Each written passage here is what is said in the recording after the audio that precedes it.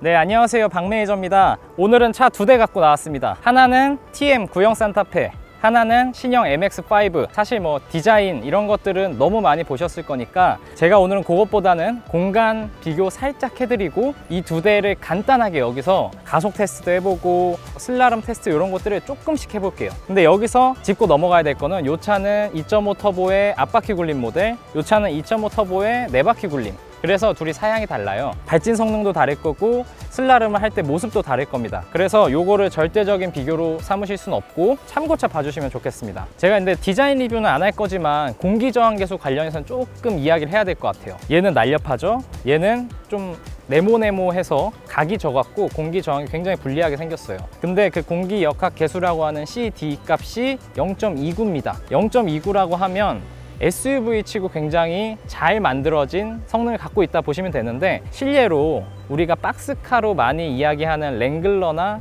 G바겐 같은 모델들이 0.5 혹은 0.5 이상이 넘어가요. 근데 이 차가 0.29라는 거는 유선형 디자인은 아니지만 그만큼 곳곳에 많은 장치들을 통해서 공기 흐름을 원활하게 했다라고 볼 수가 있습니다. 이거는 제가 이따 주행에서도 말씀드리겠지만 공기 저항 계수가 낮으면 낮을수록 바람이 부드럽게 넘어가고, 그러면 그만큼 연비나 가속 성능에도 도움을 줄 뿐더러 가장 중요한 풍절음, 이 SUV들은 이 앞유리랑 여기 쪽에 치는 바람이 엄청 커요. 그래서 이런 소음들을 많이 좀 줄여줄 수 있는 굉장히 큰 효과가 있습니다. 그건 이따 주행 때 이야기하도록 하고, 공간 차이부터 말씀을 드릴게요. 길이가 조금 길어졌고 높이가 좀 높아졌고 너비는 똑같습니다. 똑같아 보일지 모르겠지만 너비는 똑같고 휠 베이스가 5cm 정도 길어졌습니다. 전체적으로 커지긴 했지만 엄청 커지진 않았어요. 디자인만 놓고 보면 야, 이거 팰리세이드나 모하비나 뭐 EV9 같은 차 아니야 싶겠지만 막상 실물로 보면 산타페급으로 보입니다. 디자인 때문에 좀 나는 저렇게 큰 차가 필요하지 않아 하셨던 분들은 실제로 보시는 게 좋을 것 같아요. 저도 보고는 좀 작다고 생각을 했으니까. 그리고 소렌토, 그 부분 변경된 소렌토랑 비교를 하면 20mm 정도 길고 높고 나머지는 똑같습니다. 휠베이스까지. 사실상 뭐 거의 비슷하다고 보면 돼요. 2cm니까. 자, 트렁크 용량만 좀 짚고 넘어갈게요. 신형은 725리터, 이 구형은 634리터입니다. 그러니까 많이 커졌죠. 많이 커졌고 심지어는 그 트렁크 크다고 소문난 소렌토 705리터보다도 더 큽니다. 네모 반듯하게 입구도 넓고 실제 용량도 커서 저 같은 경우는 캠핑을 이제 즐겨 하는데 요런 차 있으면은 캠핑하기 너무 좋을 것 같아요. 근데 여기서 이제 트렁크 우리가 용량 얘기할 때 요거 뭐 몇 리터 하는데 이거에 대한 이제 상식 같은 거 잠깐만 설명을 드리면, 현대차에서 요 공식 발표한 725리터는 VDA 방식입니다. 유럽에서 쓰는 방식입니다. 러기지 스크린 아래까지만 1리터짜리 벽돌을 쌓는다 생각하시면 되고, SA 방식은 미국에서 쓰는 방식인데 이 끝까지 다 채워요. 대신에 6리터에서 67리터 정도 되는 박스들을 최대한 쌓는다라고 보시면 돼요. 그래서 동일한 면적으로 보면 미국보다는 유럽 방식이 더 많이 쌓이는데, 또 미국 방식은 여기까지 채우니까 이게 기준이 좀 모호해서 같은 기준을 놓고 리터 수를 비교해야 정확합니다. 그래서 여기까지 채운 게 725리터니까 실제로 이 차는 박스카 형태잖아요, 뒤에가. 그래서 요 위에 부분이 굉장히 많아요, 공간이. 이 차가 725리터라고 해도 여기까지 채우면 어마어마한 공간이 나올 겁니다. 대부분 요즘 나오는 차들은 VDA 방식, 유럽 방식을 쓰긴 하는데 간혹 가다가 아닌 차들이 있어서 요거는 알고 가시면 좋을 것 같아요. 자, 뒷좌석 공간만 살짝 보겠습니다. 앞에는 제가 운전하던 자세대로 놨고 뒷좌석으로 왔는데 주먹이 3개가 들어가요. 이미 이 산타페는 공간은 아주 넓었습니다. 물론 이렇게 앞까지, 정말 앞까지도 당길 수 있고 다 밀면 요만큼. 이 거리의 차이가 엄청나죠. 그래서 활용도가 정말 높아요. 각도 조절도 이렇게 앉을 사람은 없겠지만 여기부터 이렇게 굉장히 많이 높습니다. 그래서 거의 반쯤 누워간다 싶을 정도로 누우니까 이미 이 TM 산타페 때도 공간에 대한 불만족은 없었을 것 같아요. 요 그대로 한번 신형으로 넘어가 보겠습니다. 뭐 공간은 잠깐만, 3개 조금 넘어요. 그러니까 이미 TM도 넓었지만 MX-5는 조금 더 넓어졌습니다. 이 공간이 아까보다 한 이 정도 넓어진 것 같아요. 아무래도 휠베이스가 5cm 정도 길어졌으니까 그런 면에서 좀 차이가 있는 것 같고, 당겼을 때는 이렇게 이렇게 많이 차이가 난다는 거. 그리고 뒷좌석 각도는 여기까지 아까랑 비슷한 각도인 것 같아요. 이 각도는 어쨌든 무릎 공간이 조금 더 늘어났어요. 요거는 사실 이 정도로 앉고 3열에 뭐 성인이든지 아니면은 자녀들을 태웠을 때도 좀 넉넉하게 갈 수 있도록, 제가 봤을 때는 3열 공간이 팰리세이드보다 조금 못한 정도인 것 같아요. 보여드릴까요? 반도 앞으로 안 갔는데 이미 무릎에 공간이 생겼습니다. 그리고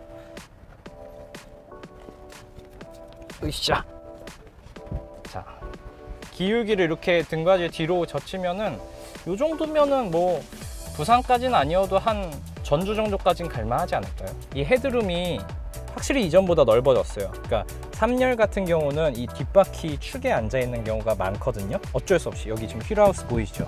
그래서 높이가 높아요. 근데 제가 앉았을 때 이렇게 주먹이 하나가 들어갈 정도라는 거는 키가 아주 크신 분들이 아니라면은 머리 공간도 탈만하다. 그리고 머리 공간이 중요한 건 이 헤드룸이 좁으면 굉장히 답답해요.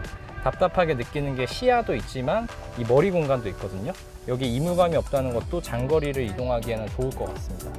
공간이 전보다 조금 넓어졌어요. 근데 여기서 또 간과하시면 안 되는 거, 산타페라는 차급이 있잖아요. 중형 SUV. 그래서 이 차급을 넘어서는 정도는 아니고 팰리세이드보다는 조금 좁지만 그래도 이전 산타페보다는 살짝 넓어졌다, 그 정도로 생각해 주시면 될 것 같습니다. 실내 비교는 이 정도로 마치고 주행 테스트를 간단하게 해보도록 하겠습니다.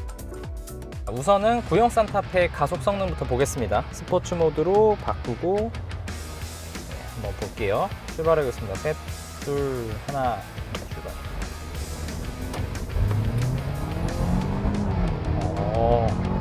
오, 시원시원한데 이렇게 빨랐나?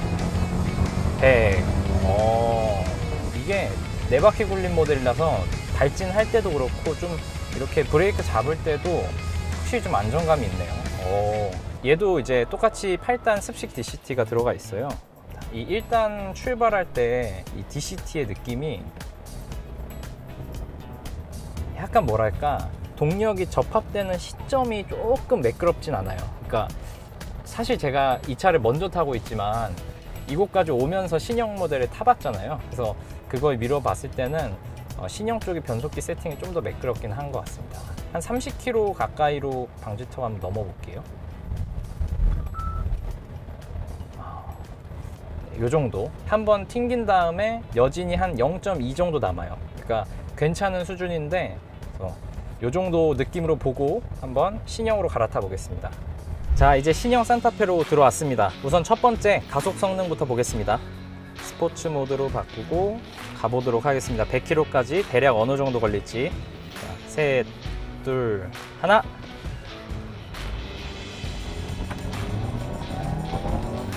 터보렉이 좀 확실히 좀 있긴 하네요. 100. 이게 지금 이륜구동 앞바퀴 모델이잖아요. 그래서 처음에 출발할 때 뒷바퀴 쪽에서 밀어주는 게 전혀 없다 보니까 생각보다는 조금 굼뜨고, 이게 또 AWD 모델이면 어떨지 모르겠어요. 근데 뭐 일상에서 사용하기에는 너무 충분한 수치여서.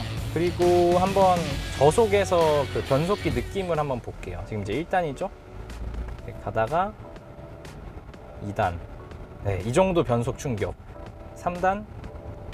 3단은 사실상 변속 충격이 없고 1에서 2단 넘어갈 때 정말 잠깐 울컥하는 느낌이 있는데, 이 정도면은 뭐 자동 변속기 그 토크 컨버터 이상의 어떤 수준인 것 같아요. 굉장히 좋습니다. 수동 변속기로 이렇게 조작을 해봐도 네, 어떤 변속기도 부럽지 않은, 제가 이거 저희 변속기여서 그러는 게 아니라 어떤 변속기도 부럽지 않을 만큼 시험 중에는 굉장히 매끄럽고 빠르게 변속이 진행됩니다. 이게 승차감이 이제 구형과 신형을 비교했을 때는 아무래도 신형 쪽이 조금 더 차가 좀 커지다 보니까 아무래도 유리한 면이 있어요. 근데 구형도 사실 승차감은 괜찮은 편이었고 이미 TM 때부터 괜찮았고, 현재 모델은 그거보다 조금 더 이렇게 평평하게 돼 있는 노면을 다닐 때는 소렌토보다 더 좋은 것 같아요, 저는. 그리고 큰 방지턱 넘을 때 덜컹하고선 더 이상 여진이 없어요. 제가 이거는 아마 다음 편에서 보여드릴 것 같은데 일반 도로를 다닐 때도 이거는 비슷하지 않을까 생각이 들긴 하거든요. 방지턱 넘으면서 이렇게 출렁하는 여진이 없다는 점은 굉장히 신형의 큰 장점인 것 같고, 요즘 나오는 현대, 기아의 신차들이 공통적으로 보이는 장점이기도 해요. 아마 이게 일반 도로로 나갔을 때 승차감의 장점이 더 두드러지지 않을까 싶습니다. 그리고 마지막으로 슬라롬 코스도 한번 해볼게요. 출발해 볼게요.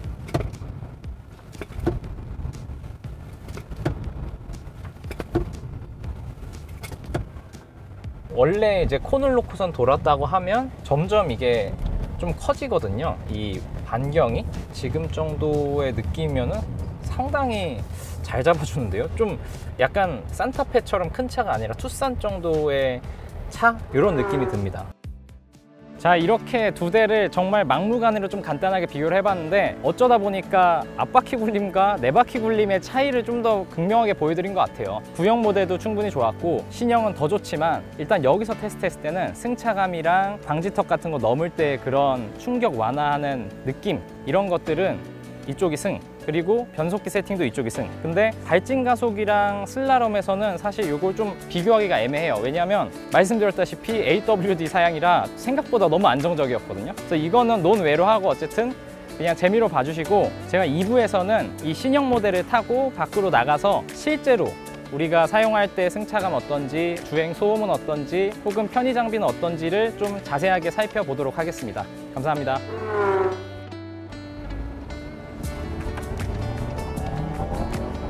터보렉이 좀 확실히 좀 있긴 하네요. 100.